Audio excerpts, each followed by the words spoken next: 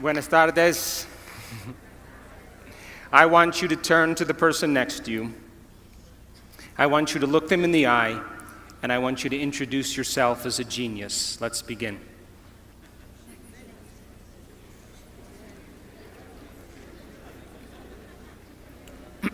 Now,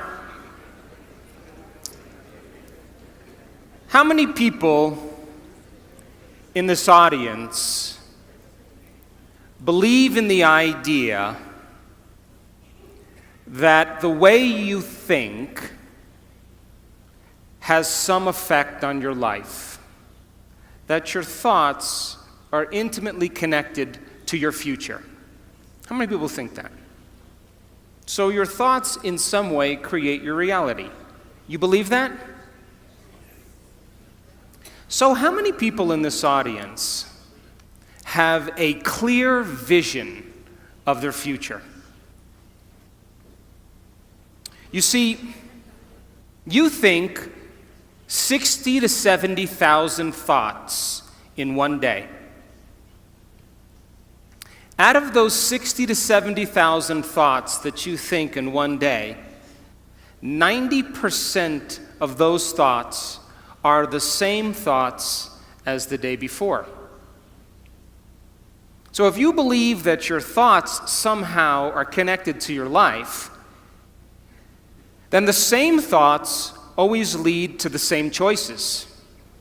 The same choices always lead to the same behaviors. The same behaviors create the same experiences, and the same experiences produce the same emotions. And those very same emotions drive the very same thoughts. And your biology, your neurocircuitry, your neurochemistry, your neurohormones, and even your genetic expression is equal to how you think, how you act, and how you feel.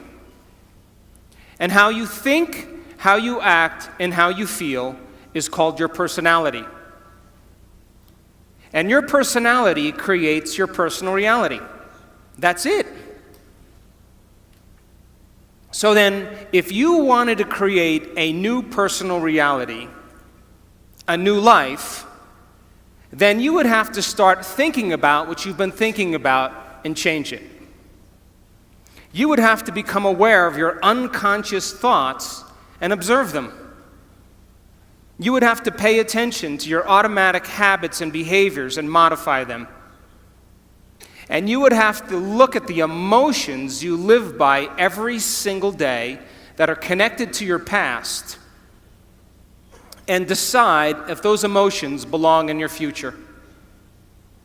You see, most people try to create a new personal reality as the same personality, and it doesn't work. You literally have to become someone else. So your brain is organized to reflect everything you know in your life. Your brain is a record of the past. It's an artifact of all the things you've learned and experienced to this moment.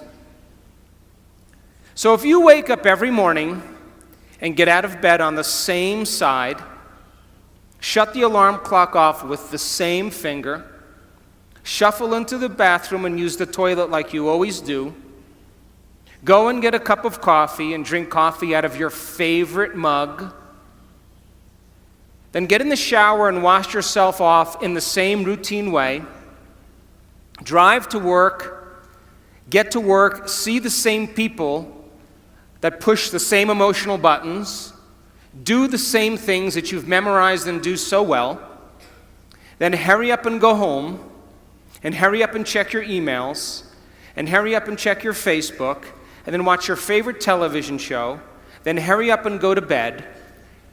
Here's my question. Did your brain change at all that day? We could say that you were thinking the same thoughts, performing the same unconscious actions, living by the same emotions, but secretly expecting your life to change.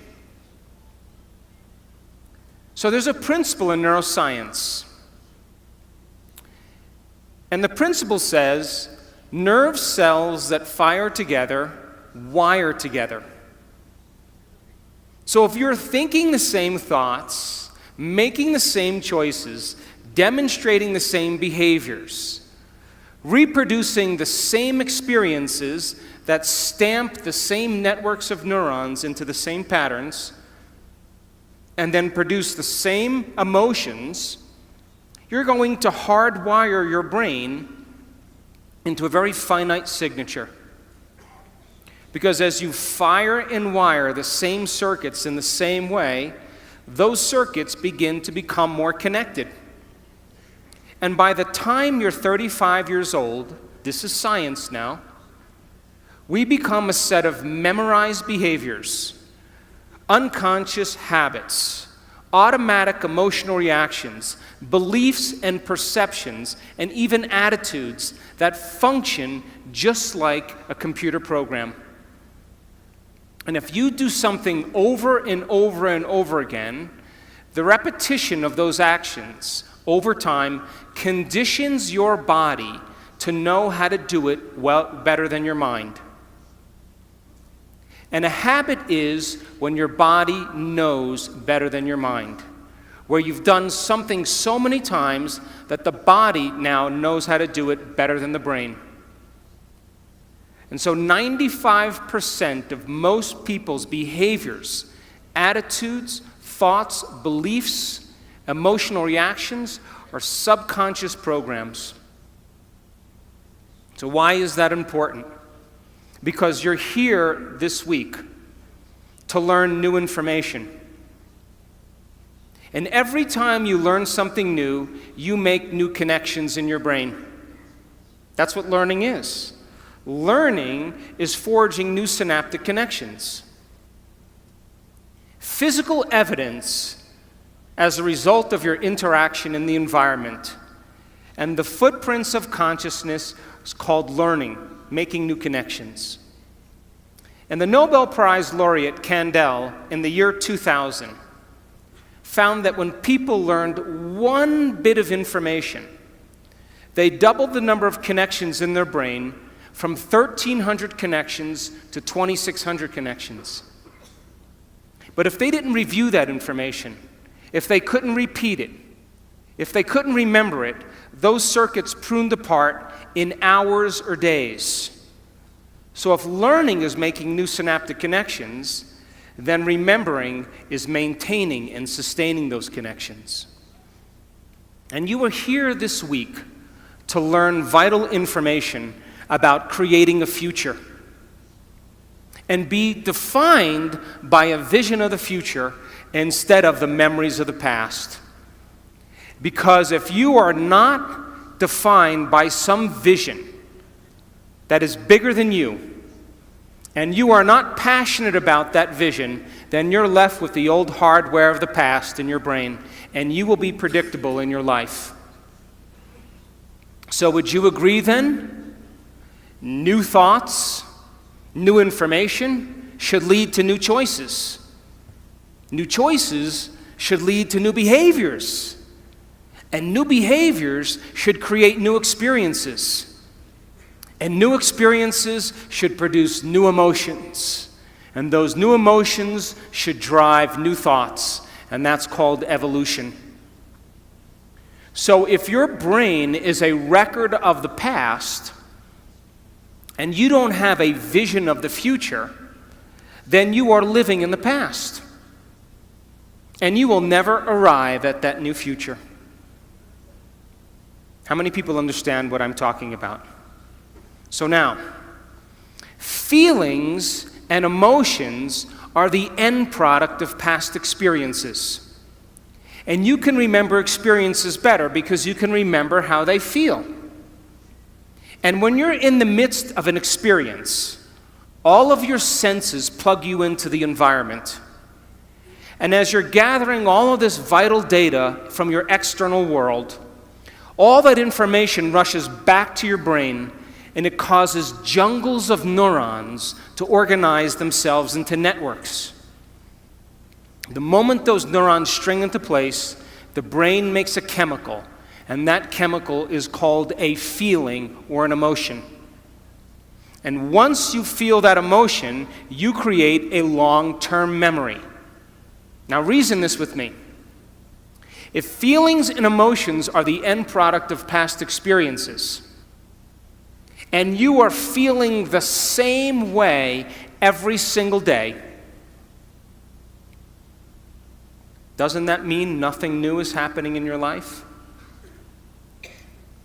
And if those feelings and emotions drive certain thoughts, and you can't think greater than how you feel, because you had events in your life that have branded you emotionally, and you feel sadness or guilt or shame or unworthiness or insecurity, all of those emotions are created from past experiences.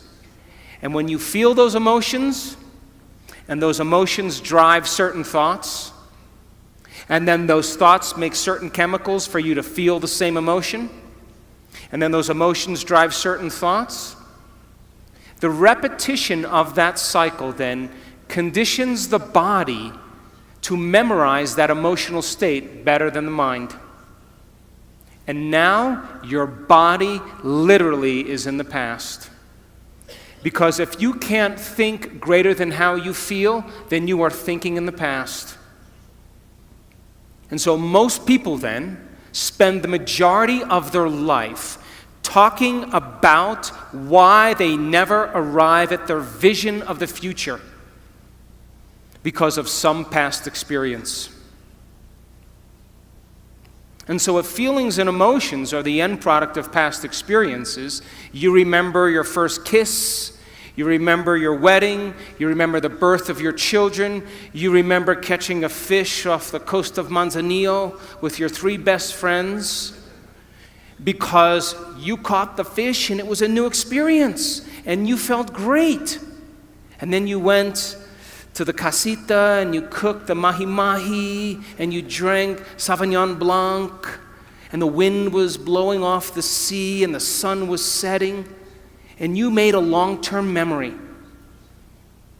But you also have memories that are connected to trauma and crisis, to disappointments.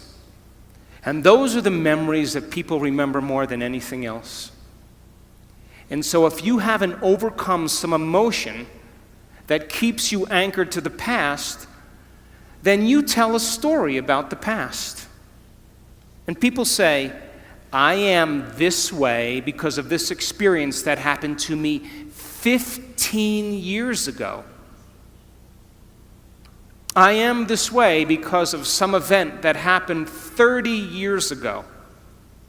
And from a biological perspective, it means I haven't been able to change in the last 15 or 30 years. And Scientific American, a prestigious magazine, says that 50% of what you talk about in your past isn't even the truth. You make it up. Because you don't have the same brain that you did 15 years ago or 30 years ago. So then your brain and body are typically in the past because thoughts are the language of the brain and feelings are the language of the body. And how you think and how you feel creates your state of being. So if you think insecure thoughts, in a matter of seconds, you are going to feel insecure. The moment you feel insecure, your brain is monitoring how you're feeling, and you think more insecure thoughts, which then makes you feel more insecure. And the repetition of that cycle conditions the body to become the mind of insecurity. And then the person says, I am insecure. And whenever you say, I am anything, you are commanding your mind and body into a destiny. So then, how do people change? They wait for crisis, trauma, disease, diagnosis, loss. Something has to go wrong in their life where they feel so uncomfortable that they finally make up their mind to change. And why is that? Because after the trauma or the crisis, they don't feel like of themselves. And the moment they don't feel like themselves, they could actually observe themselves. Because they're looking at themselves through the eyes of someone else. But my message is, why wait? You can learn and change in a state of pain and suffering, or you can learn and change in a state of joy and inspiration. So then, if your brain is a record of the past, and you are living by the same emotions that have defined you for the last 10 years, and you keep thinking the same thoughts that make the same chemicals, and those same chemicals drive the same thoughts, then your body, as the unconscious mind, does not know the difference between an actual experience in your life that creates an emotion and an emotion that you're creating by thought alone. And so your body is believing it's in the same past experience 24 hours a day, 7 days a week, 365 days a year. And your body is programmed into the past. And you can't create a new future holding on to the emotions of the past. How many people understand what I'm talking about? So then, when you react to someone or something in your life, you have a choice. That when an event changes how you feel, there's a chemical change that's taking place in your body. And most people don't think they can control their emotional reactions. And so then when you react to some coworker or some relative or somebody in traffic, the moment you react emotionally, you are altered chemically. And if you don't know how to control your emotional reaction after that event, and you allow those emotions to linger for hours or days, you know what that's called? That's called a mood. Hey, Juanito, what's wrong with you? Oh, I'm in a mood. Really? Why are you in a mood? Well, this thing happened to me 4 days ago, and I'm having one long emotional reaction.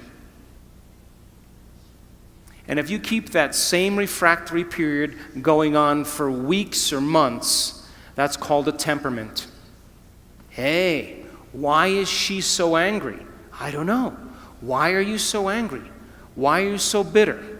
Why are you so enchilada?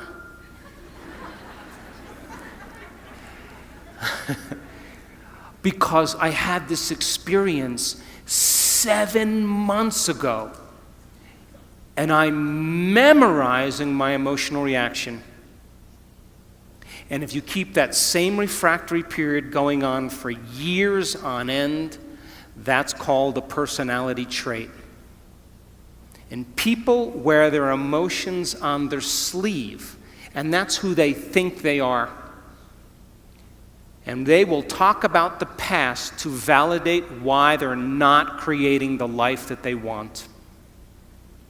So then if you wake up in the morning, Mexico City, and you are not being defined by a vision that's bigger than you, and it doesn't get you out of bed and inspire you into possibility, and you get up living from the old hardware of the past and the old emotions stored in your body, do you know what's going to happen to you? You're going to wake up and you're going to open your eyes, and you're going to see the same people and go to the same places and do the exact same thing at the exact same time. And the moment you open your eyes, all of a sudden now, it's your external environment that's controlling how you think and feel. Because you have a neurological network in your brain for every person you know, every place that you go, everything that you own, everything that you do. And the moment you open your eyes and you see the same people and go to the same places and do the exact same thing at the exact same time, it's your external environment that's turning on different circuits in your brain, causing you to think equal to everything that you know. And you told me you believe that your thoughts have something to do with your destiny. And as long as you're thinking equal to your environment, you keep creating the same life. To change, to truly change, is to think greater than your environment, to think greater than the circumstances in your life, to think greater than the conditions in your world. And every great person in history knew this. Whether it was Mahatma Gandhi, Martin Luther King, the Wright brothers, Joan of Arc, they all had a vision.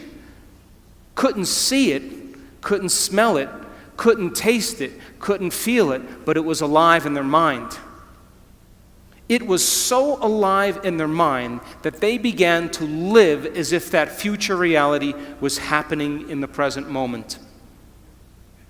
So here's my question. Can you believe in a future that you can't see or experience with your senses yet, but you've thought about enough times in your mind that your brain is literally changed to look like the event has already occurred?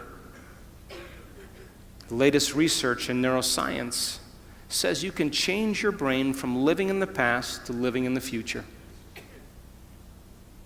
And can you fall in love with that vision to such a degree that you come out of your resting state and change guilt or suffering into inspiration and joy and gratitude?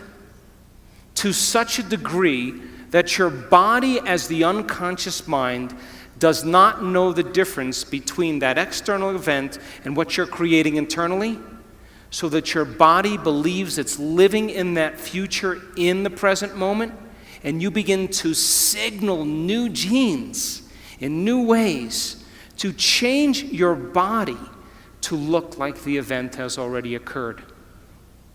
The latest research in epigenetics says you can change your body by thought alone. Now reason this with me. If there's physical evidence in your brain and body to look like the event has already occurred, your brain and body are no longer living in the past, they're living in the future. And you will walk right into your vision. Now, most people in this audience, all of you, have done something great in your life. You all have. Now reason this. You woke up one day, or you had a wild thought out of nowhere. And that thought was a possibility in the future. Something new you wanted to experience.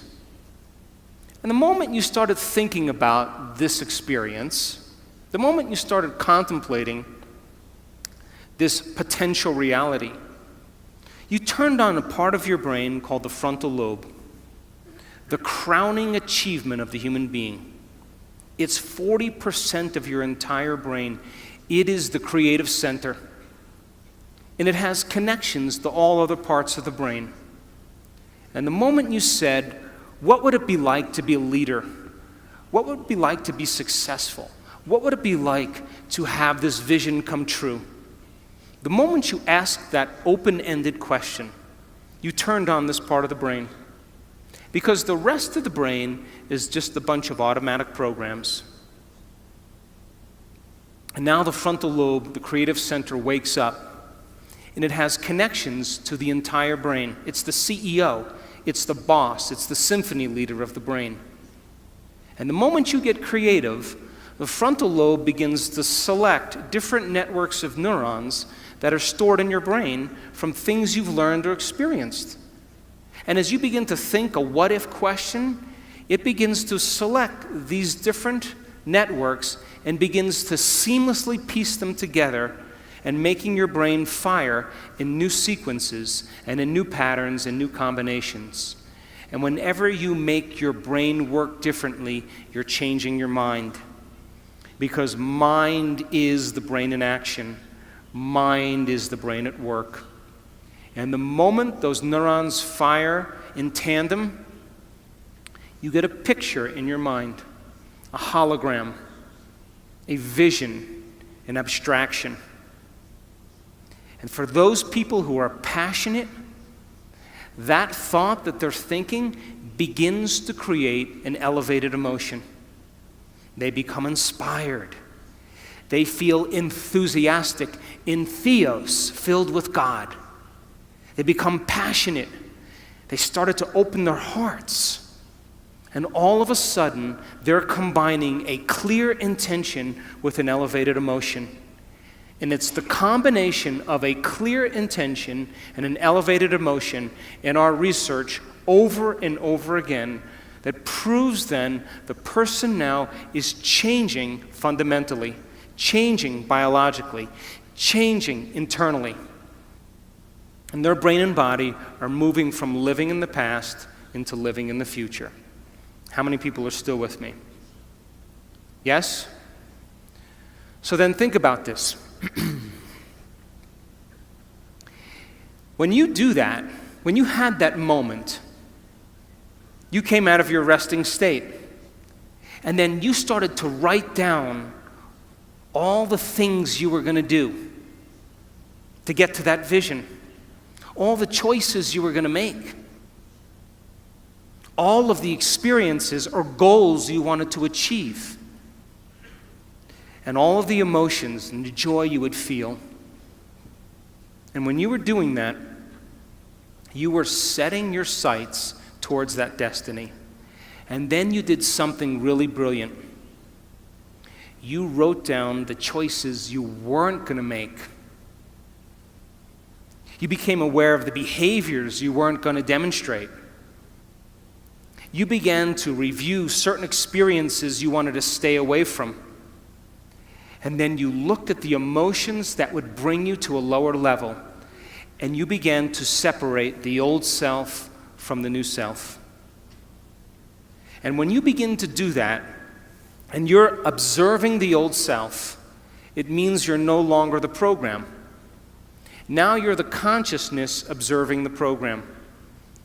And that's when you begin to objectify your subjective self. Now reason this.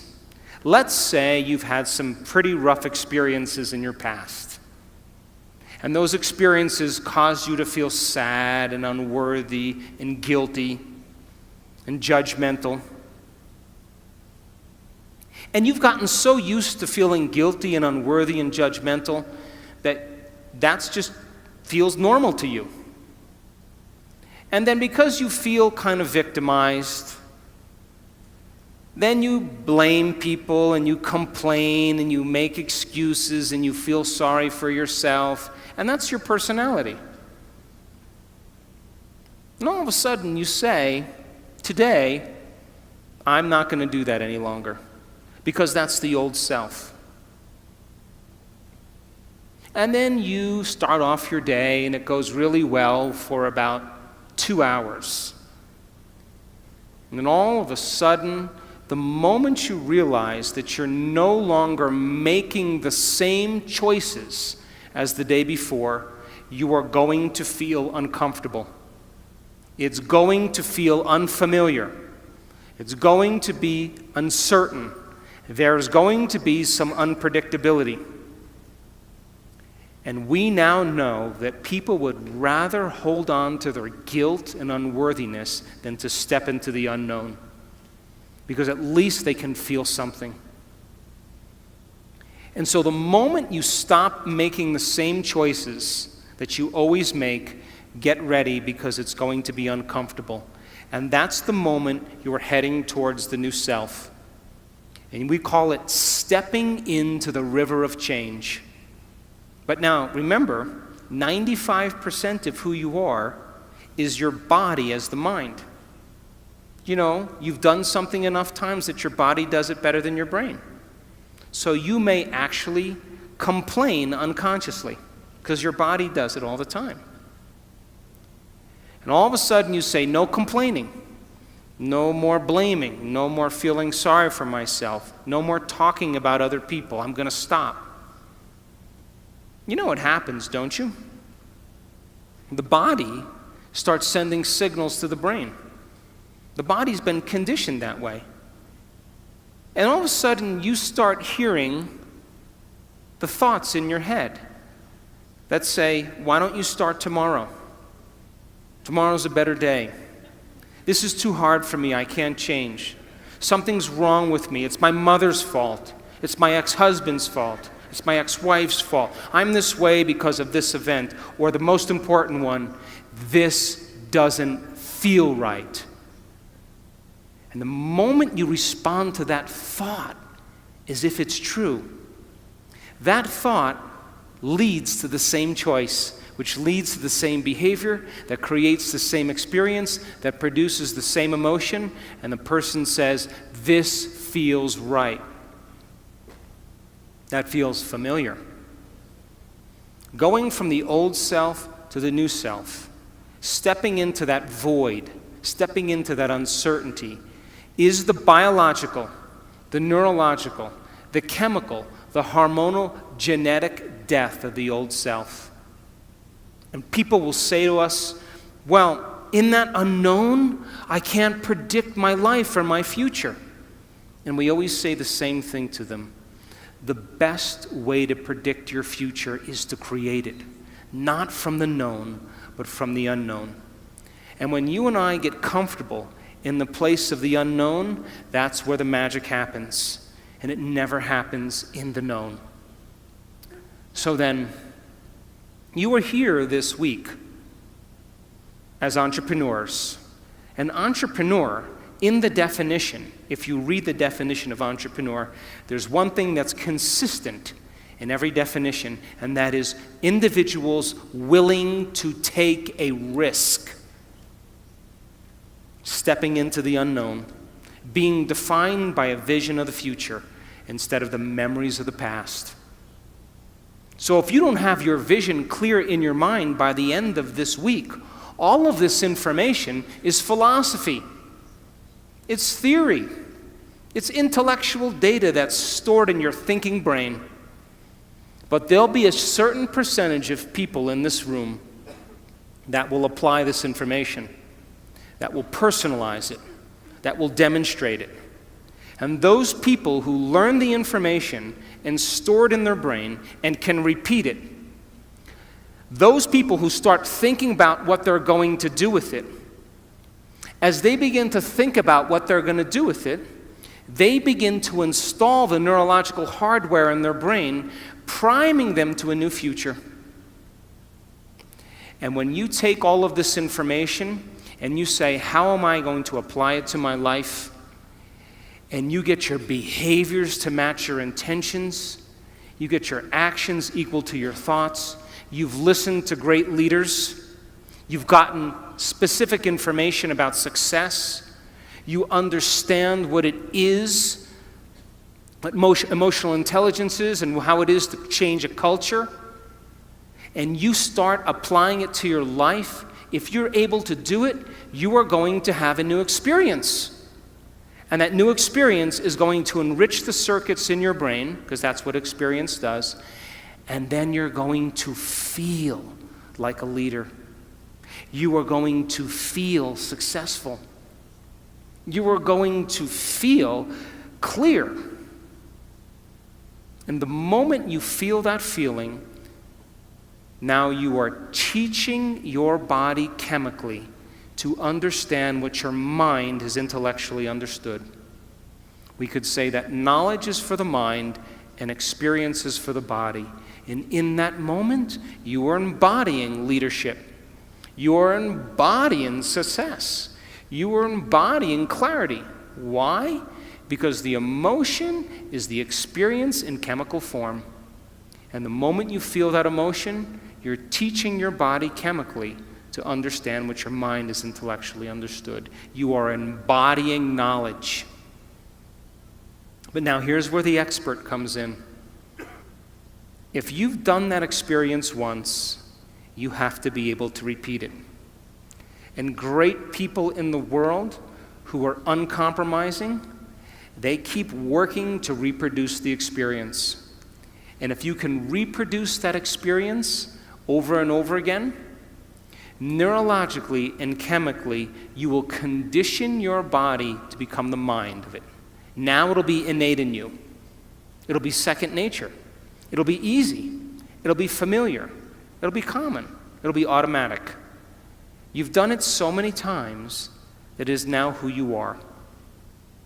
So our job's then to go from philosopher to initiate to master.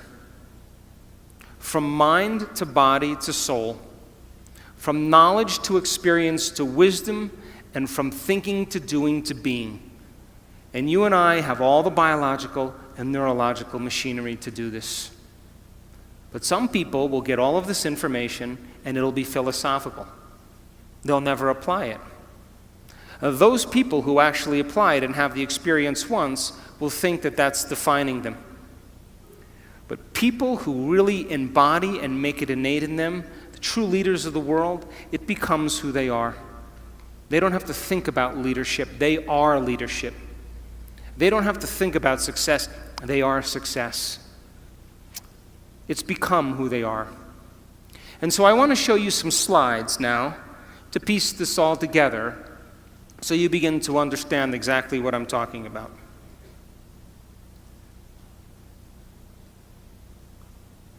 I hope.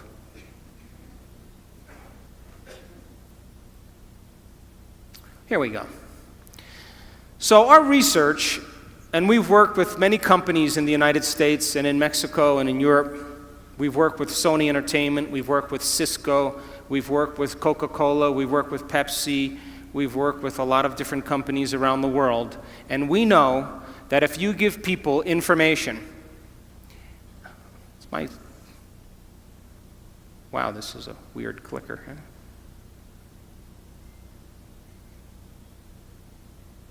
I guess I should point this way, huh? Can we go back to the last slide? Let's just have you do it, huh?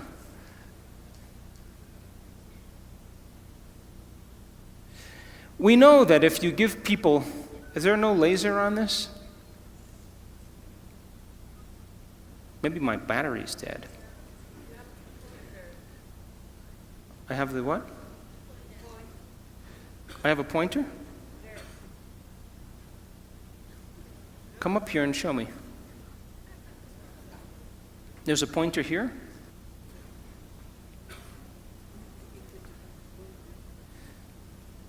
Oh, this is where I have to point. Oh, I get it.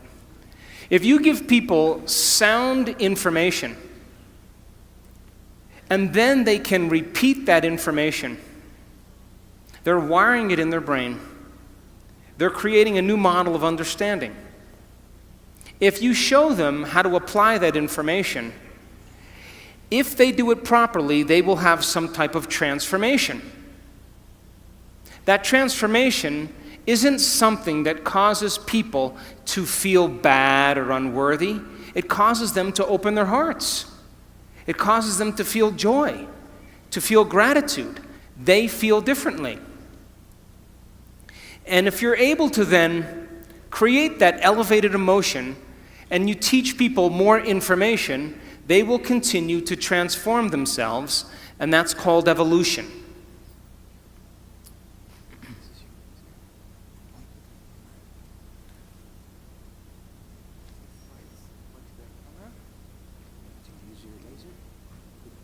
It's this one here? Is it there?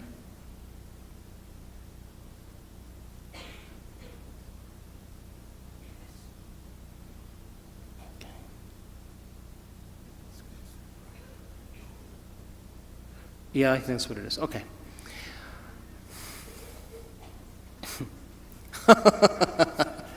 Oh, God. I'm pointing it at you. Oh, down there, way down there. Look, I'm pointing it down there. I'm hitting forward.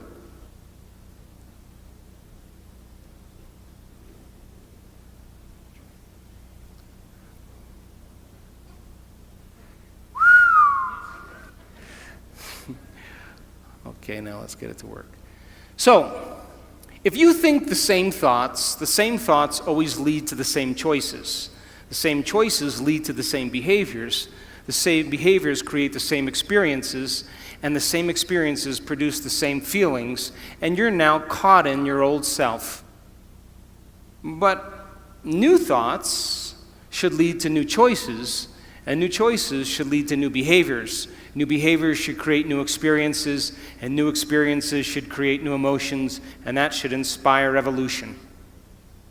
We say that your personality creates your personal reality. And your personality is made up of how you think, how you act, and how you feel. We could say that your personality is your state of being. So now, geniuses, if you keep thinking the same thoughts, keep demonstrating the same behaviors, keep living by the same feelings and emotions, your personal reality is going to stay exactly the same. But if you have new thoughts that lead to new choices, that demonstrate new actions, that create new experiences, that cause you to feel differently, you will begin to walk into a new future. How many people understand this? So most people try to create a new personal reality as the same personality, and it doesn't work. You literally have to become someone else. So, crossing the river of change, going from the old self to the new self, requires you stepping into the unknown. And if you are now in the unknown and you feel uncomfortable because you're leaving guilt behind, you leave unworthiness behind, you see, the biggest problem with most people is they want to create wealth, but they feel lack. They want a new life, but they feel unworthy. That's mind and body in opposition. And our research shows that you can teach people how to recondition their body to a new mind. And when that occurs, they begin to create very powerful things in their life. So now, let's talk about the neuroscience of culture, because there is a neuroscience to it. You have a brain that looks just like the person sitting next to you. And if I was to screw off the top of your heads and take out your brain and your partner's brain, someone sitting next to you, and I went like this, and I set them out, you probably wouldn't be able to tell them apart because you share the same structure in your brain. And we call that universal traits, and we call it gross anatomy. Now, because you share the same brain as the person sitting next to you, you smile when you're happy, you frown when you're sad, you sleep at night, well, this is Mexico, you sleep kind of late at night and get up kind of late in the morning. Come on, I'm kidding. And, you grab a stick the same way, we speak a language, and because we share the same gross anatomy of the brain, we have very universal traits that we have in common. How many people are with me? But now, how your brain is wired is your individuality. And that's the minute architecture or the minute structure of the brain. So then, your brain is wired different than the person next to you because you have different experiences. But if you share the same experiences because you're in a relationship, then you have similar brains that are kind of relating. And relationships are built on common experiences. If we share the same experiences, we share the same emotions. And if we share the same emotions, we can relate with each other. So then, think about it like this. You have a hand. And because you have a hand, you have the same hand as the person next to you. There's only a certain amount of things you can do with your hand. But now, what makes you unique is your fingerprint. That gives you your individuality. And that is really the minute anatomy of something related to a hand. Are you with me? So now, what is the division that unifies both the universal traits and our individual traits? And the answer is culture. Culture.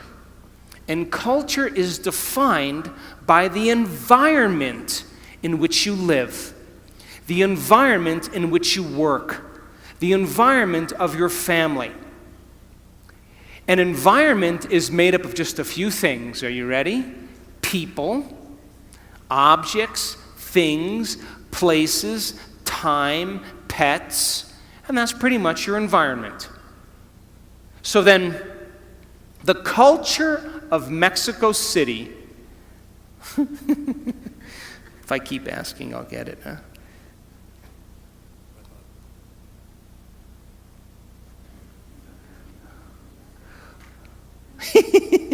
No red button. Yeah, but put it on there. See? Nada. All right, try again. Try a green one.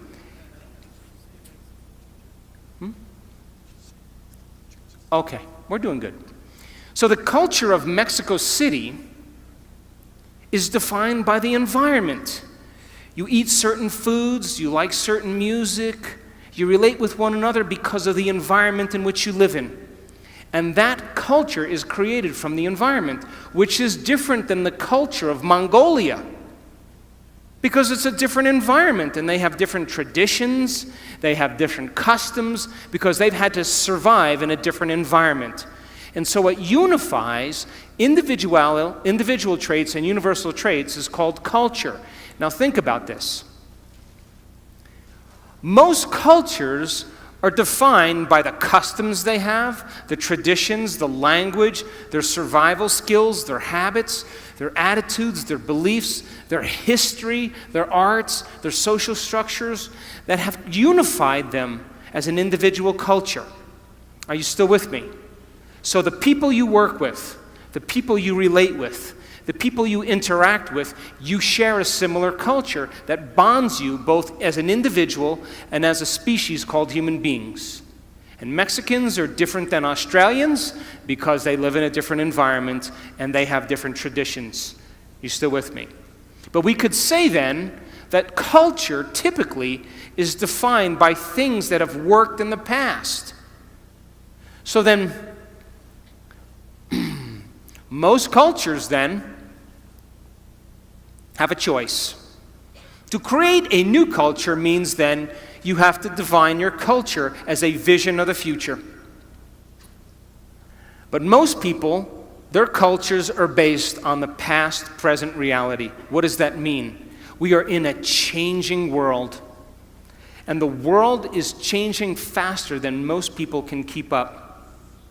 And if you are going to stay defined by a memory of the past, you will not keep up with this culture because we are creating a global culture.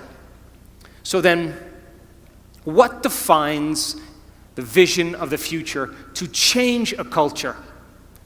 And the answer is a very clear intention, a clear purpose combined with an elevated emotion. And when you combine a clear intention, like a vision of the future, along with an elevated emotion of inspiration and joy, you will create an empowered individual.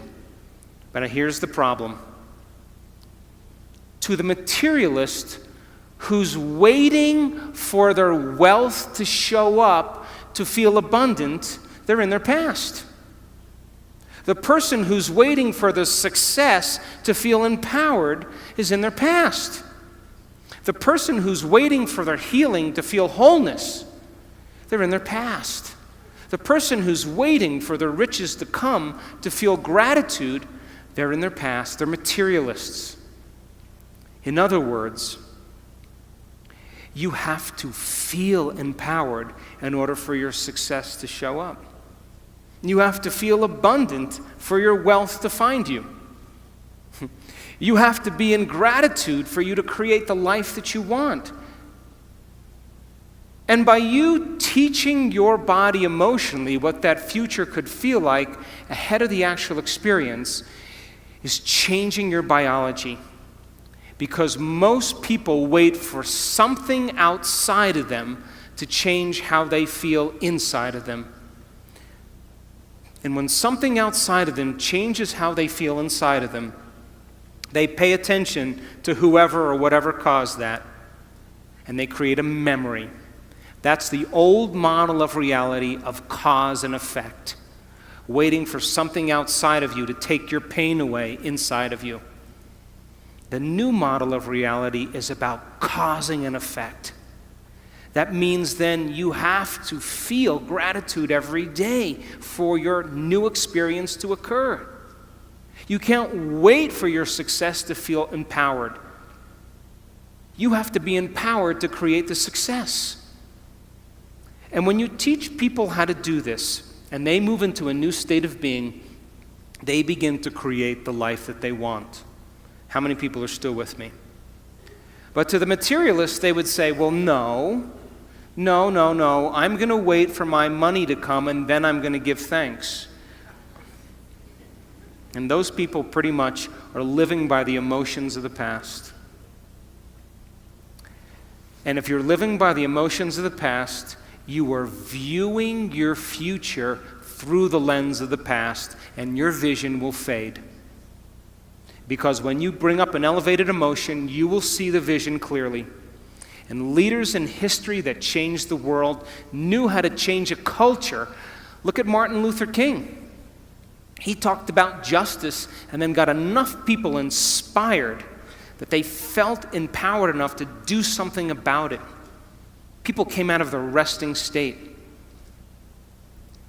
And so then you share the same brain as Martin Luther King. And being defined by a vision of the future begins to change a culture. But most people have the same thoughts or the same intentions, and they live by the same familiar emotions, and for the most part, they're in their past. So the future then is created by a clear intention and an elevated emotion, now listen closely, that you have to cultivate in your inner environment of thoughts and feelings.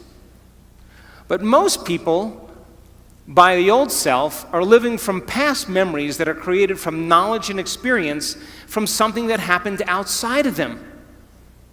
Some experience or trauma that defined them. And getting a person beyond the old self, then, is the great work. That's what we're here for. So, we've studied motivation, and I can tell you, without a doubt, that the highest form of motivation in any culture, in any group of people, is what's called purpose motivation, duty motivation, or mission motivation. You know what that is? To have a vision to change a culture that's bigger than you, to instill change in the world. Look at Elon Musk. How many people know who he is? Elon Musk, he created Tesla Motors. You know him? You know who he is? He created an electric car that can go from 0 to 60 in less than 5 seconds. And before him, electric cars were like golf carts that crawled along the road. And he said, I'm going to do this. I don't know how I'm going to do it, but I have a vision. And I'm going to get the best engineers in the world. And instead of creating a new product and selling it to a corporation, I'm going to get a group of people to share the same vision as me. I'm going to change the world by changing our reliance on oil. And I am going to make a difference in the world, and I am going to make a lot of money. Why not? And so people said, no, that's not possible. And he held on to that vision. And now Motor Trend magazine never rated a car close to 100. They rated the Tesla car 103. It's the best car on the road. And it relies on no gas at all. That's a vision of the future. High motivators are some people who have a vision bigger than them that are going to change the world and make a difference in a culture. That's the highest form of motivation. Right underneath purpose motivation or duty motivation is what's called personal conviction motivation. We call these people self-starters. This is entrepreneurial motivation. This is when you say, I'm going to do this because I said I was going to do it. Still a high form of motivation, but not the highest form. But what we know that people who have purpose motivation naturally are personally convicted. Their personal conviction is in alignment with their purpose because they have a reason to get up every day. The next form of motivation is called ethics motivation or morality-based motivation. This is not the highest form of motivation, and this is based on polarity, good and bad, right and wrong. And people then, they're trying to be good, but they're really bad. And they swing back and forth. They preach one thing and they do something else. And a lot of the models that are based on, a lot of models are based on this. But we know from our research that people who have purpose motivation, have a vision that's bigger than them, that are personally convicted, have a great sense of morality, a great sense of ethics because it falls right in alignment. The next form of motivation is called ego-centered motivation. This is for acclaim and recognition and importance. But we know then that that's not a very high form of motivation and it never lasts. But people who have purpose motivation, have personal convictions, have a strong sense of ethics, naturally receive recognition. It's the end product. Now look at the lowest form of motivation. What does that say? Money motivation. People who are money motivated, you will spot them out in a crowd because they are selfish in their endeavors. They will take care of themselves first before they take care of others. It's the lowest form of motivation, but our research shows if you have a vision that's bigger than you, that's to change something, where you contribute to the whole, you have strong personal conviction, a strong sense of ethics, already receiving recognition and don't even need it, the money always comes. It's the natural flow. And we call that, in our work, affluence. You know what the word affluence means? To flow to you. People who are affluent don't go and get anything. People who are affluent have it come to them. That's who they are. It's a reflection of their state of being. How many people are with me? So then, when you have a purpose or a vision or a mission or an intent that's bigger than you, it means it signifies something that's ongoing. You could have a purpose to go east, and there's never an end to east. You could have a purpose to be healthy. There's always more health to have. You could have a purpose to be wealthy. There's never an end to wealth. You could have a purpose for knowledge, and there's never an end to knowledge. It signifies a direction. My purpose is to transform individuals in order to transform a culture. And I'm clear on that purpose, and it gets me up in the morning every single day. So then, how do you bring a vision from the world of possibility into the world of reality? From thought all the way down into matter. From what we say in quantum physics, from the wave of possibilities all the way down into the particle. From the immaterial, something that doesn't exist yet, into the material. From the world beyond the senses to the world of the senses. How do we do that? Well, it requires then setting up goals in alignment with your purpose.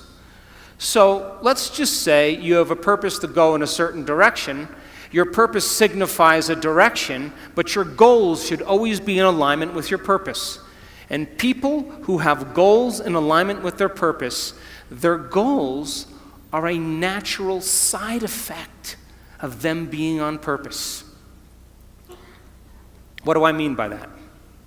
Let's just say you lived in the United States, and you were living in Los Angeles, and your purpose was to go east. So you may set up the first goal to go from Los Angeles to Arizona. That's a short-term goal. And if you arrived at Flagstaff, Arizona, you would know that you were on purpose. Yes? And then you said, okay, my next goal is to make it to Santa Fe. should say New Mexico. And if you arrive there, then you may go to Amarillo, Texas, and then, of course, Little Rock, Arkansas. All of these are in a direct alignment with going east, and then finally to Atlanta, Georgia. And if you kept clear on your purpose and you kept clear on your vision, then those goals would be a natural effect of you being on purpose. How many people are with me? So when you set up the goals in alignment with your vision or your purpose, and you arrive at your goal, that's how you know you're still on purpose. So then what about getting healthy? You may say, okay, I want to lower my heart rate. That's one of my goals. I want to lose, 10 kilos. I want to have more energy. I want to wear a new wardrobe and have a new relationship. This is the short-term goal at the beginning, and the long-term goal is at the end. And as long as you keep making the same choices, demonstrating the same behaviors, reproducing the same experiences, feeling the same way, you'll arrive at all of those goals. What about becoming abundant? You may say you want to be wealthy, and to me it doesn't matter. Wealth is a state of mind. You may want to start a new business. Once you start that new business, you may want to hire 2 new staff employees in 6 months. Then you may say you want to buy a company vehicle. And of course, then the next one is buy a new house. And then ultimately what? Make $1 million? Why not? If that's your goal, to reflect your purpose, then you should arrive at it. Are you still with me? How about learning knowledge? Is there ever an end to knowledge? You may want to get an associate's degree. And then you may want to get a bachelor's degree. And then you may want to get a master's degree. You may want to get a doctorate degree. And then you may want to finally do research. But all of those things are in alignment with your purpose, is it not? So what about this? Exploring space. Could you then, we placed the monkey in a spaceship. That was our first goal. Then we created satellites. And then we made it to the moon. And now we got technology to explore Mars. And then, of course, a distant planet. And ultimately enter the galaxy. So it would look like this. We send the monkey out into space, then we create a satellite, we go to the moon, we go to Mars, and as long as our goals are along the line of our vision, we'll always arrive at our destiny. Now, I want you to understand that there is a very specific formula for excellence. And the formula requires a person who has a clear purpose. But there are 2 other ingredients that put this together. The first thing is called competence. You know what competence is? Somebody who does something really well. The more competent they are, the better they are at doing something. The third thing is called accountability. Accountability means if you say you're going to do something, you do it. And if someone asks you to do something, you do it really well. And if you combine a person who's on purpose with a high level of competence and accountability, you have excellence in an individual. I run 3 companies, and all 3 companies, my teams, are very high on their purpose scale. They better align with my purpose. They have a very high level of competence, and they are very high on the accountability scale. And I don't even bother them. I never even manage them. Because if they're not competent, accountable, and on purpose, they're going to stand out with the rest of the culture, and other people are going to be doing their job, and they are not going to keep up. And I say to my staff, I run an Olympic-level team. You have to be able to play at an Olympic level. If you can't be competent and accountable on purpose, there's nothing personal. We just have to cut you because we're moving at a fast pace. So now, if you look at what it takes now to maintain a healthy culture, so that a group of people can work well together, it requires the same three things. A person who has a clear purpose, let's say your purpose was to change the world, and my purpose was to change the world. And if you and I shared the same purpose, we would be heading in the same direction. Would you agree? And if we're headed in the same direction, that movement in the same direction begins to create what's called trust. That invisible thing called trust. And if you're competent and accountable in moving in that direction, and I'm competent and accountable and moving in the same direction, you have trust in a community. And one of the biggest problems in the United States, companies that want to become Fortune 100 companies, this is their problem. Nobody trusts anybody because they're too competitive. They're angry, they have no emotional intelligence, they don't know how to work together in teams, and because of that, they have no trust in the community and the culture can't sustain itself. Are you with me still? So now, why do we lose sight of our purpose? Why do we lose sight of our vision? Why do we make the wrong choices? Why do we say we're going to do something and all of a sudden we do something else? And the number one reason is called stress. And when you see a predator in your life, like a lion or a cougar, you turn on a primitive nervous system called the fight or flight nervous system. And the moment you turn on that fight or flight nervous system, you are going to mobilize enormous amounts of energy to prepare yourself for some threat in your external environment. Now, Mexico, this is pretty adaptive. If you're being chased by a lion, you better have the energy. So when that happens, you're moved out of balance. Your pupils dilate, your salivary juices shut off, not a time to eat an enchilada. Your respiratory rate changes, your heart rate changes, and blood is sent to your extremities, and you're either going to run, fight, or hide. That's your three options. Run away, fight back, or freeze and hide. That's what people do. But what if it's not a lion? What if it's your mother-in-law? And you've had some tough experiences with your mother-in-law. Do you know that you'll react to your mother-in-law just like she was a lion? Now, what was once highly adaptive is now very maladaptive. Because as you see the coworker, as you respond to the news, as you make a judgment, as you get angry, you are turning on the same system as if you were being chased by a predator. And you are moving your brain and body out of balance.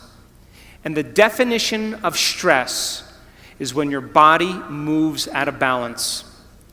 And all organisms in nature can tolerate short-term stress.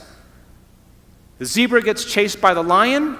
The zebra sees the lion, mobilizes all this energy, and now it escapes the lion. 15 minutes later, it goes back to grazing, and the event is over, and the body returns back to homeostasis. But human beings, we can turn on the stress response just by thought alone. Bills are adding up, rent is overdue, problems at work, and as you think about those problems, you turn on the stress response just by thought alone. And when you turn on the stress response and you can't turn it off, you are headed for some disease. Because no organism in nature can live in emergency mode for extended periods of time and expect to function healthily. So then reason this. The scientific facts are that 70% of the time people are living in stress. And when you live in stress, it's not a time to create. When you live in stress, it's not a time to be defined by a vision of the future. When you live in stress, it's not a time to go within or to learn. When you live in stress, all of your attention is on the outer world and not on the inner world because there's danger out there. And so people stop creating when they're living in stress, and now they are viewing their life through a lens of the past, and they lose sight of where they're going. So here's that definition, where I talked about of creating different states of being. You react to an experience in your life. If you allow the chemicals to run for hours or days, all of a sudden you say, I'm in a mood. If it lasts for weeks or months, I have a bad temperament. If it lasts for years on end, it's part of my personality. And all you need is one experience to do this, and you'll forget about your vision. So we live in two states of mind. Our animal nature is to live in survival and to live in stress. And the chemicals of stress are highly addictive. Fear, anger, hostility, violence, anxiety, insecurity, guilt, shame, sadness, unworthiness, depression, they are all created from the hormones of stress. When people live by this state, they use the problems and conditions in their life to reaffirm the addiction to that emotion. They need it so they can get the rush of adrenaline. And this is why it's so hard to change. Because it is a scientific fact that the long-term effects of the hormones of stress push the genetic buttons and create disease. And I just said you can turn on the stress response just by thought alone. That means your thoughts can make you sick. So if your thoughts could make you sick, is it possible that your thoughts could make you well? That's what our research is about. And if you know that the hormones of stress are highly addictive, and you can turn on the stress response just by thought alone, you can become addicted to your own thoughts. And this is why change is so hard. Because people cling to those emotions because it makes them feel something.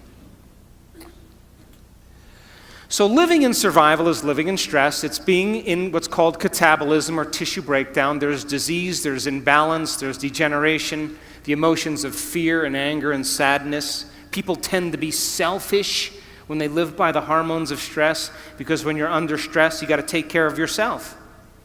So keep putting things bad on the news, keep creating fear, keep showing war, keep people feeling less than, and of course, they'll stay selfish and never create community. It's a great way to control people. When you're living in stress, you focus on three things: everything in your environment, your body, and time.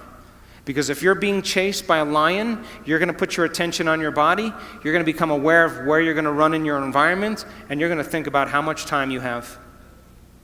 And if you live by the body, the environment, and time, you are not being defined by a vision. Because a vision has nothing to do with your body, the environment, and time. It has to do with a thought. So then you're in emergency mode. You'll get very object-focused. You'll focus on something over and over again. How many people have problems and you keep thinking about your problems over and over again, over and over again? That's how survival works in the brain. You keep focused on your problems. You feel separate from possibility. You define reality with your senses. You're living by cause and effect. You don't see any possibilities. Of course, your brain and heart are incoherent. We've measured this thousands of times.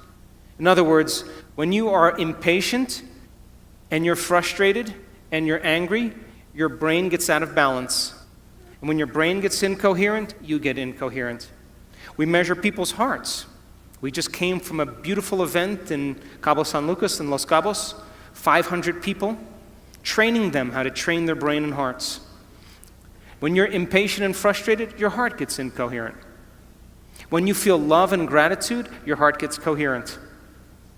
When you feel love and gratitude, your brain gets coherent.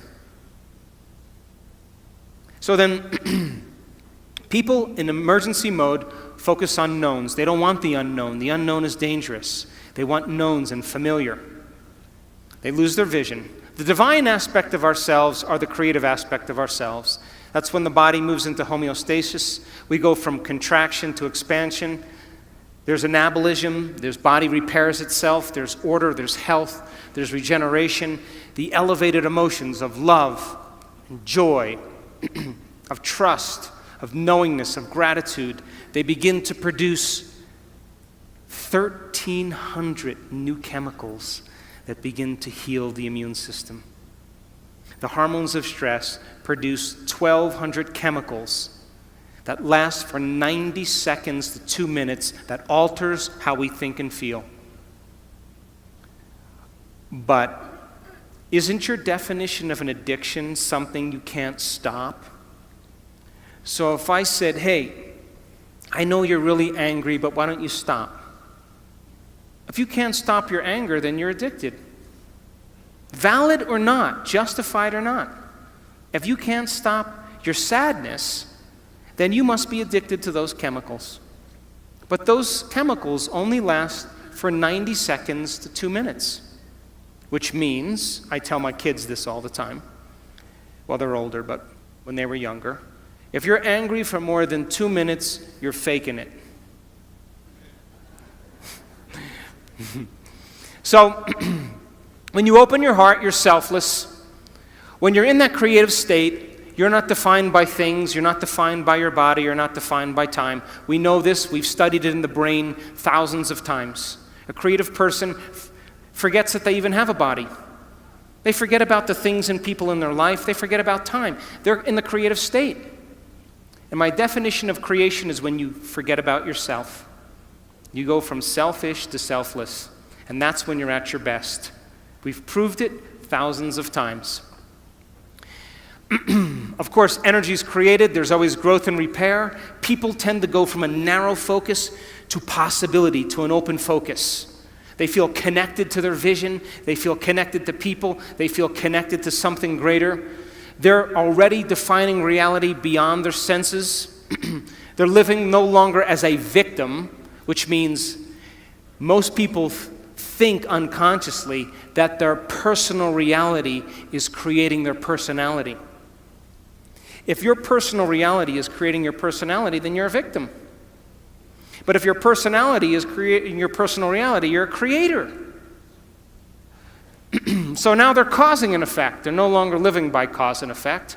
They see possibilities. Brain and heart are in a state of coherence and balance. And of course, they crave the unknown. They want the experience. They want the adventure. They live for it. So I'll go through just 3 more slides. So then if your purpose is to go east, and all of a sudden you head to Phoenix, Arizona, or Missoula, Montana, or Miami, Florida, or Boston, Massachusetts, you've lost sight of your vision, and which means you had some thought that led to some choice, that led to some behavior, that created some experience, that produced some feeling or emotion, and you gave up on your vision. You went back to the old self. So you may say, God, I want to be healthy, but you made the wrong choice. 3 pieces of birthday cake. You miss a week of exercise. You stay up late and watch TV.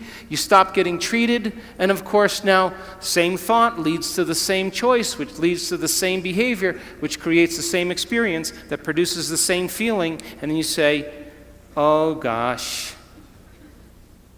And then of course the feeling is usually unworthiness or guilt, and you return back to the same self.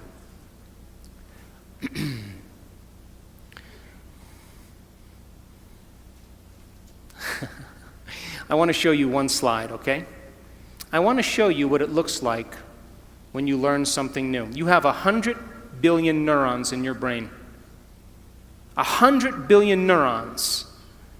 The number of connections you have in one neuron is between 10,000 and 40,000 connections. If you took 100 billion sheets of paper and you stacked them on top of each other, it would be 5,000 miles high. That's the distance from Los Angeles to London. If you took a scoop of gray matter, the size of a grain of sand, you would have 100,000 neurons in it with over 1 billion connections. Now, I'll stop right after this slide.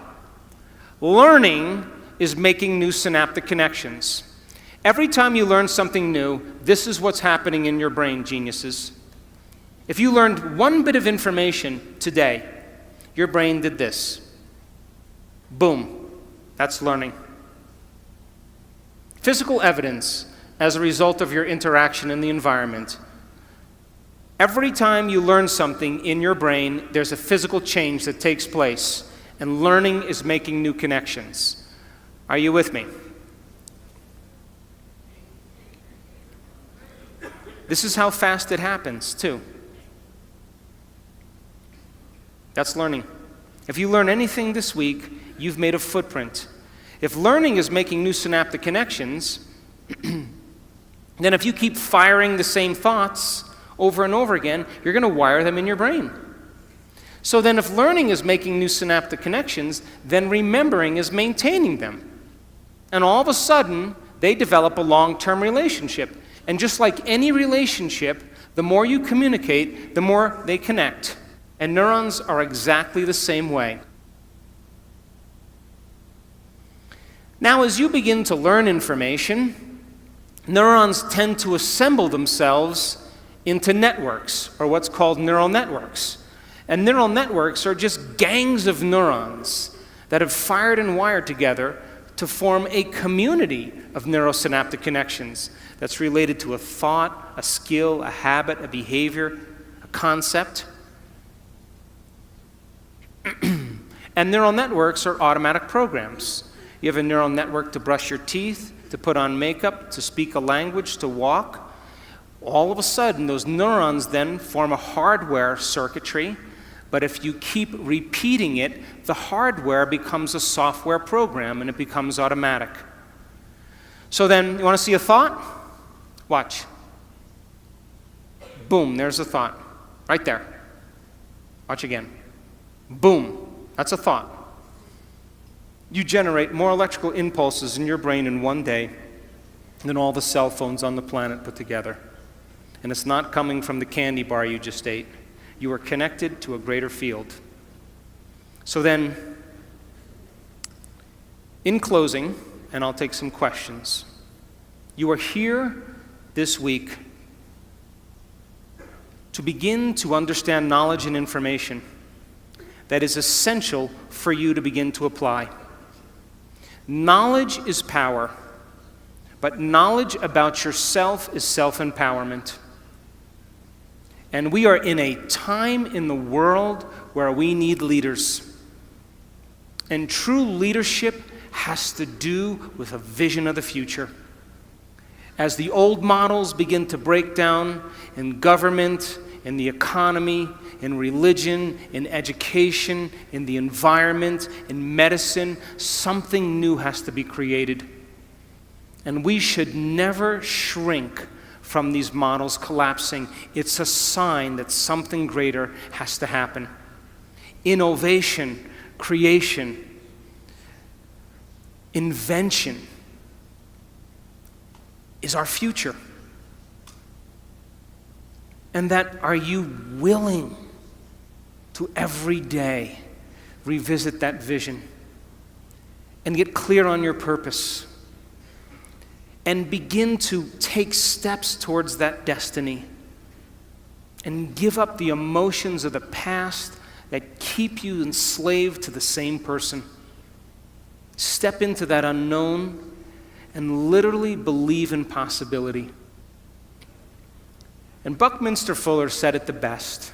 He said, if you want to change a culture, forget about trying to fix what's broken.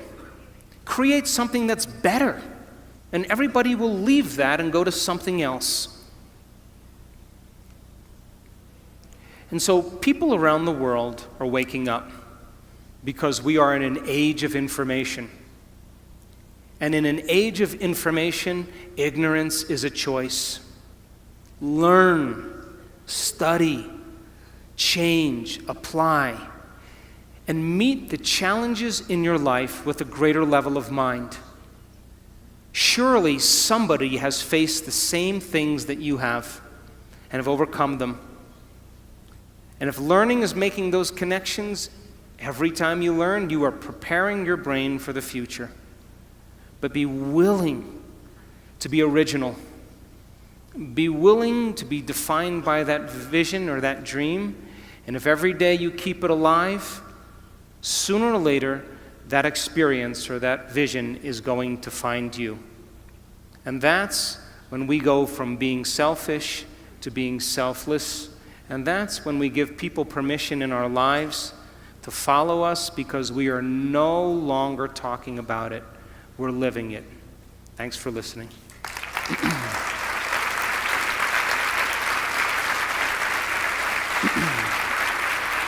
Thank you.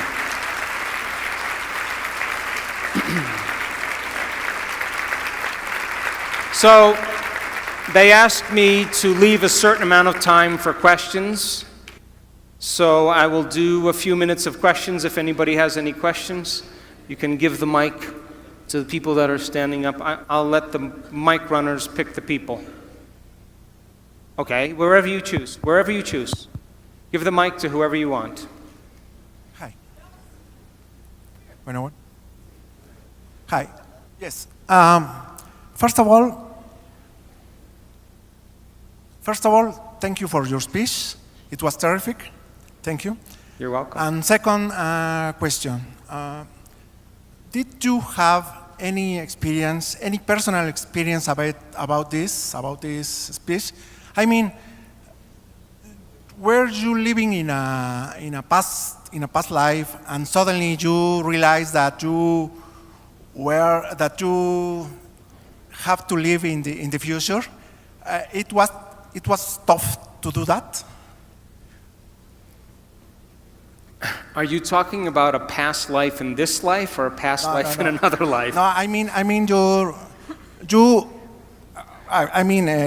you were child, you are living in a past life, or I think you were angry, you were some kind of defects, and suddenly, and I can imagine, I can guess that before you do the picture, and you, what fuck do you know? Okay, I understand. I understand. I never planned on doing any of this. In 1986, I was in a triathlon in Palm Springs, California, and I was on my bicycle, and I was making a turn to pass some cyclists. And as I made the turn to pass the cyclists, I got run over by a truck. And I broke 6 vertebrae in my spine, and I had bone fragments on my spinal cord. And the doctors, 4 experts, told me I would never walk again and I would be paralyzed. So in order for some people to wake up, they need a wake-up call. And that was my call. I decided against the surgery, a radical surgery where they take out the entire back part of my spine and screw in these rods.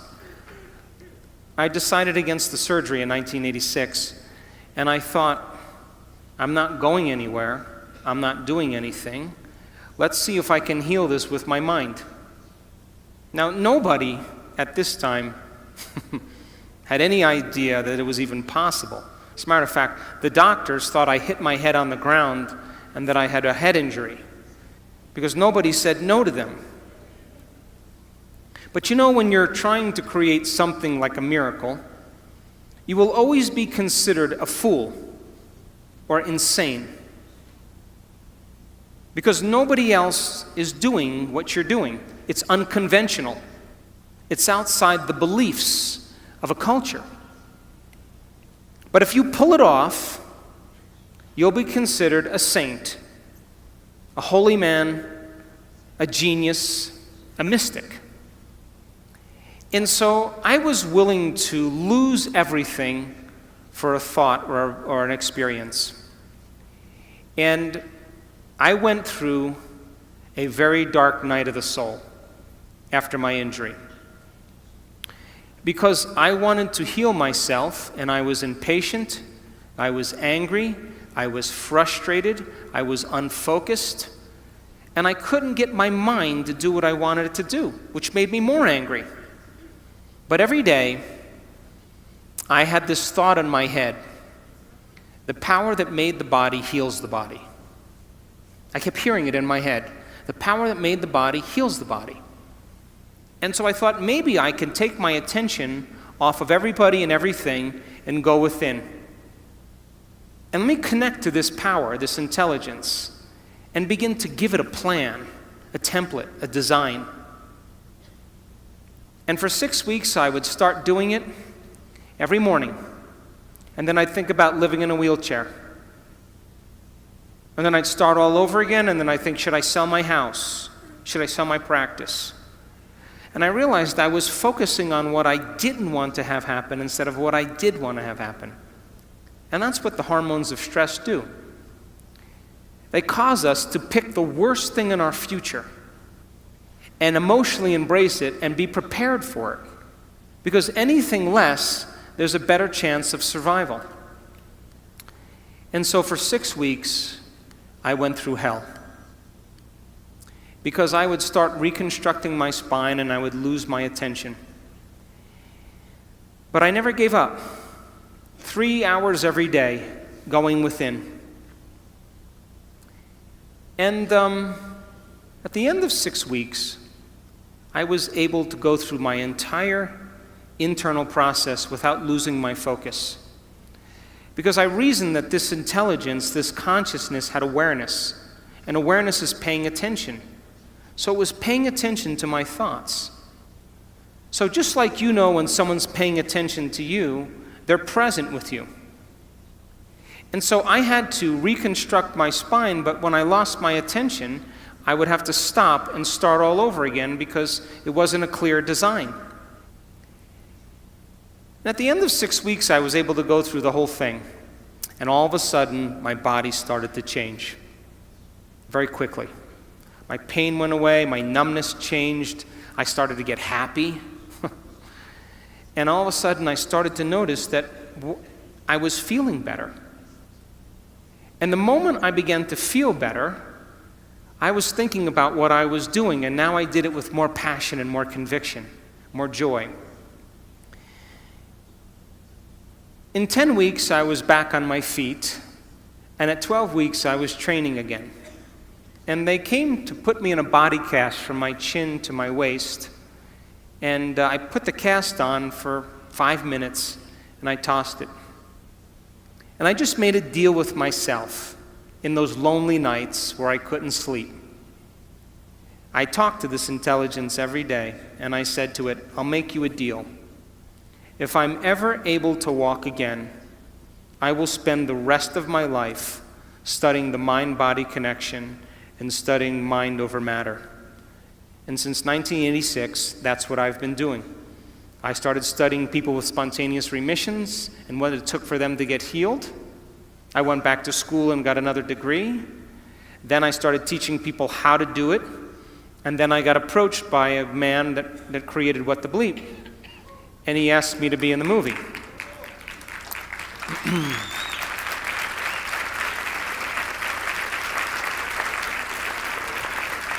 But there were 2 questions that people asked after What the Bleep. Number 1, how do you do it? That's a good question, huh?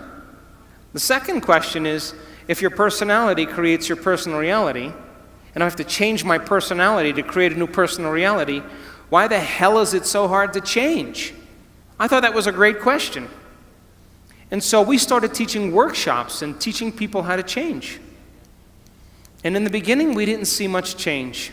And now, 10 years later, we are measuring people doing the uncommon.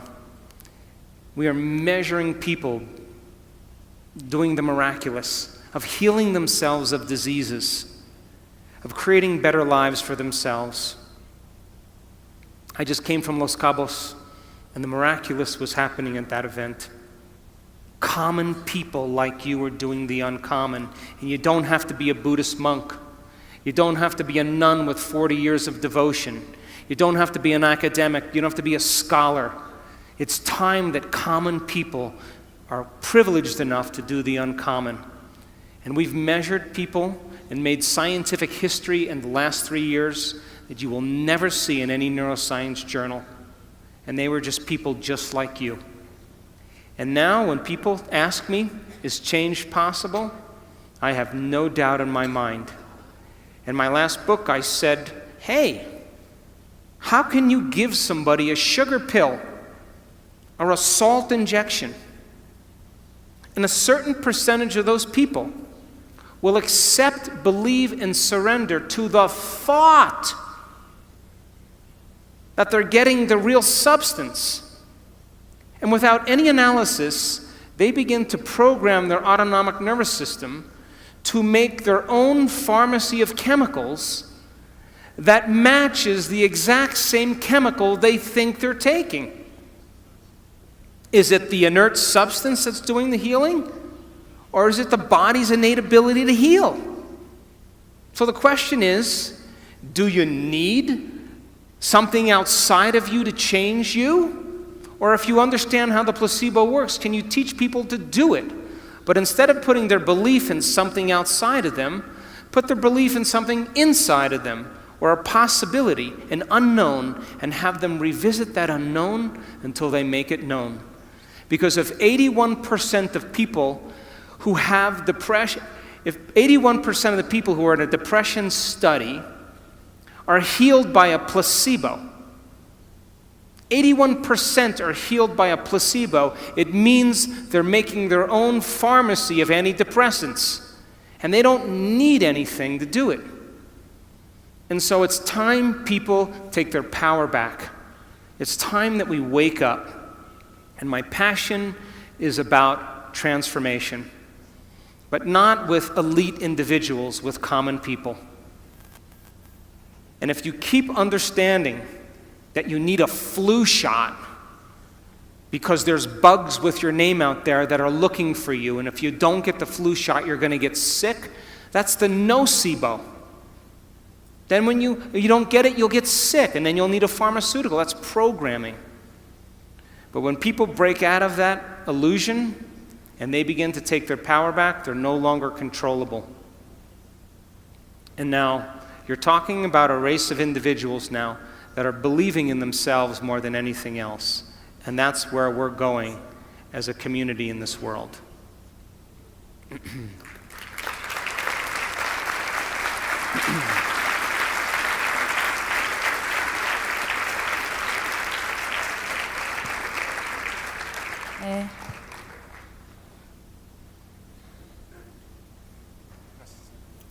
Hi, so a quick question. On our way to achieve our purpose, I am assuming that to make each goal a completement, planning might be a good tool. And if I am correct, do you have any advice on how to go about it? Sure. So the question was about planning. Do you know that if you woke up in the morning and instead of getting out of bed, what do most people do when they wake up in the morning now? What do? Admit it. You go to your cell phone and you go, oh my gosh, Monica's eating carbohydrates again. Oh, look, my boyfriend from high school Facebooked me. Ooh. Oh, look, there's a war in Syria. Everybody goes through their device to plug them in. But what if you woke up in the morning and you said this: what is the greatest expression of myself that I can present to the world today? What if you said, I'm going to be defined by this vision. Let me become conscious of those unconscious thoughts. Let's become so conscious of those unconscious thoughts that they'll never slip by my awareness. You know, I can't, it's too hard, nobody loves me, I'm bad. So, old circuits from the past. What if you said, no more complaining, no more feeling sorry for myself, no more judging anybody, I'm going to stop that. What if you said, I'm not going to be guilty anymore, I'm done. I'm not going to be unworthy. Those are the emotions, behaviors, and thoughts that are connected to the old self. The word meditation literally means to become familiar with. That's what it means. If you're becoming familiar with your unconscious thoughts and making them conscious, you're meditating. To know thyself. If you become aware of your automatic habits and you're so conscious of your unconscious behaviors, that you never go unconscious again, you're changing. If you're familiar with your emotions and say, that's my past, those are chemicals from the past, let's leave them behind. And then you said, who do I want to be when I open my eyes? What thoughts do I want to think? What thoughts do I want to fire and wire in my brain? Let me plan my behaviors today. Do you know the very action of planning your behaviors in your mind, rehearsing what you're going to do? Do you know that mental rehearsal actually installs the circuits in your brain to look like the experience has already occurred? Now your brain is no longer living in the past, it's primed for the future. And if nerve cells that fire together wire together, you keep doing that, it's going to become familiar to you. And so then, here's the tough part. Not for Mexicans, though. If you said, I am not going to get up from this meditation until I am in love with life. I am going to leave my sadness and pain behind, and I'm going to open my heart, and I'm going to feel gratitude. I'm going to feel joy. I'm going to feel inspiration. Do you know that the moment you start creating those chemicals, you are signaling new genes ahead of the experience? And now, if you can combine in a clear intention with an elevated emotion, you are literally biologically changed.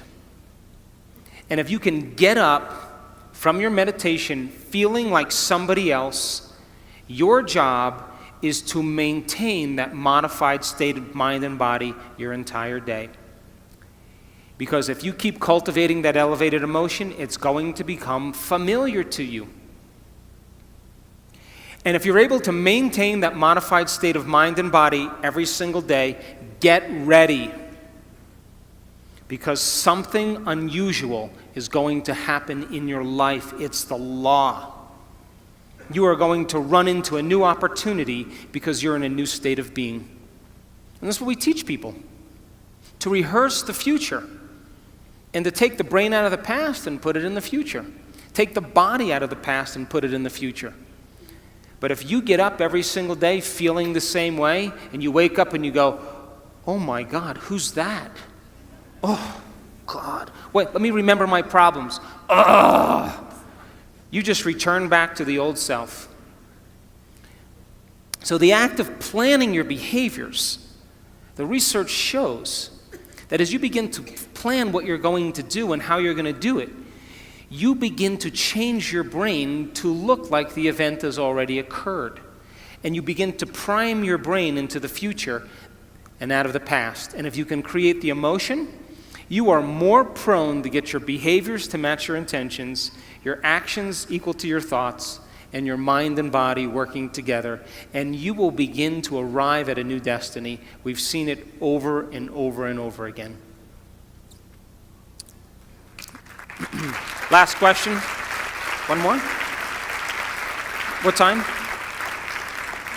Last question, okay? Buenas noches. ¿Dónde estás? Oh, hi. Okay. Es un honor el que yo pueda estar aquí. Yo vi su video hace unos meses de ¿Y tú qué sabes? Sí. Y Ready. creo que me estoy generando esto, el conocerlo. Yo quiero saber cómo puedo hacer un paso cuántico, cómo puedo hacer mi paso cuántico.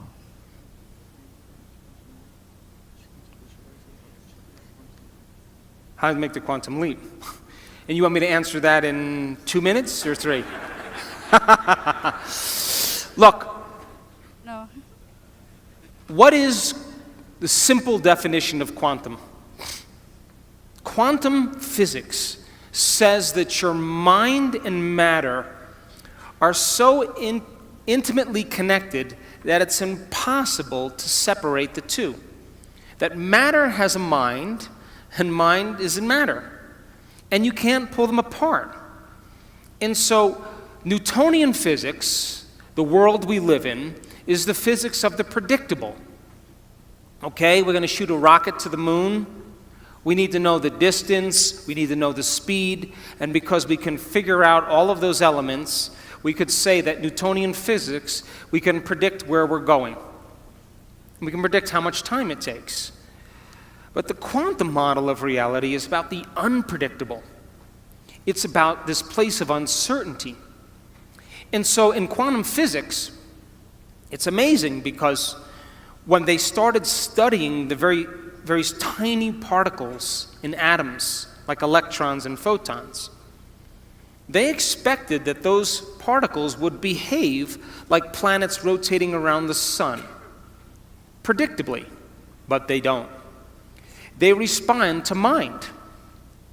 And so now, all of a sudden, the quantum physicist comes along to measure the electron. And the electron goes from a wave of possibility, and all that energy collapses into a particle, and it's called collapsing the wave function. They turn their back and no longer look and observe the electron, and it turns back into energy. So mind is affecting matter. So, I have drank martinis with quantum physicists till sunrise, hundreds of times. And they always say, well, the observer effect works really well for the tiny, small subatomic particles, but not for the very large. And I always say the same thing to them. Yeah, the observer does work for the very tiny and not for the very large. But what if we're poor observers? What if we can get better at observation? In other words, if you wake up every morning and you do the same thing that you've been doing for the last 10 years, then you're caught in the predictable world of Newtonian physics. And if you're doing the same thing over and over again, we can take your past and lift it up and set it on your future, and it's going to be exactly the same. So then if you're viewing your life from the same level of mind every single day, then you are collapsing the same possibilities into the same reality. So if you teach people then to find the present moment, in quantum physics, all possibilities exist in the present moment. But most people's brains are anticipating the future based on the past, and they're not present. So then it requires training. It requires people retreating from their lives and practicing finding the present moment and beginning to change their habits and their thoughts and their behaviors. However, when you live by the hormones of stress, most people don't know this, but there's an invisible field of energy around your body.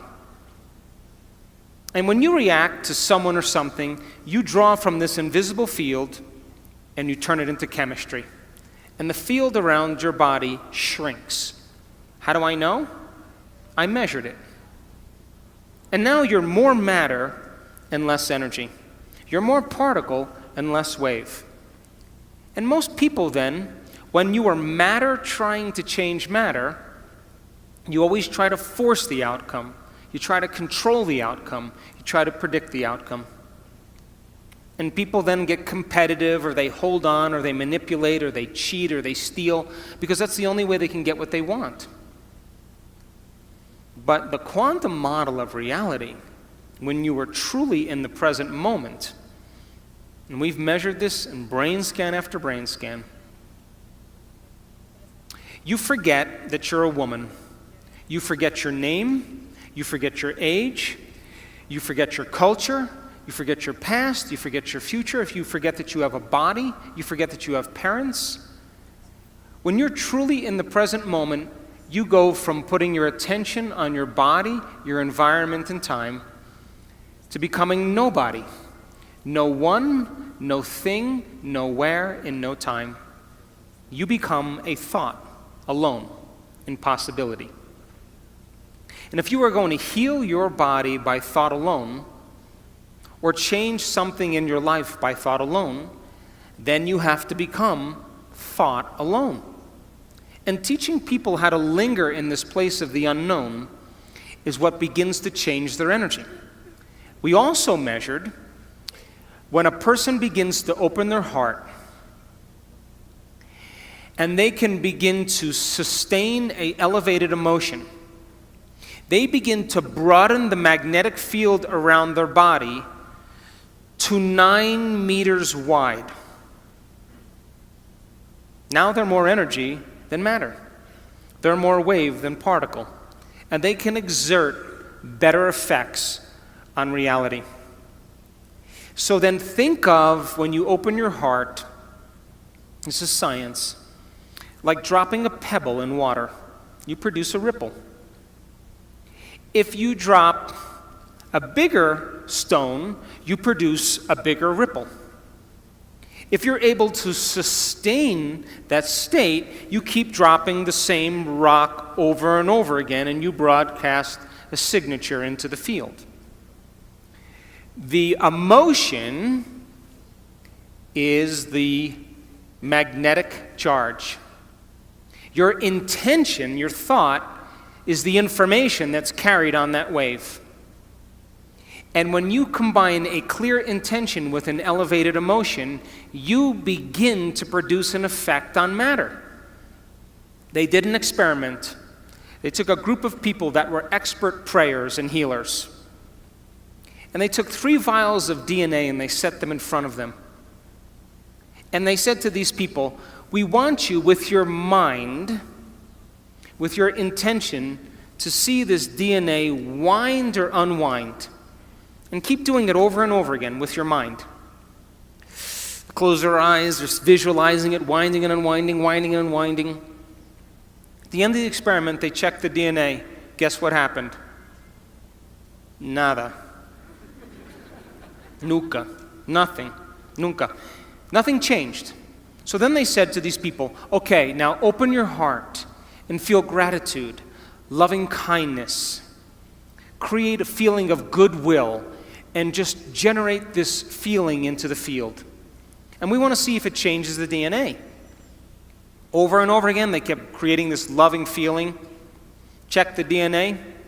Niente. Nothing. The elevated emotion did nothing to change the DNA. It had no effect on matter. But when they said to those people, we want you to see the DNA unwinding in your mind. That's intention. Intention is getting clear on what you want. And we want you to give thanks ahead of the actual experience, as if the DNA unwound. 25% of the DNA unwound at a remote location. You see, the thoughts that you think are the electrical charge in the quantum field. The feelings that you emote are the magnetic charge in the quantum field.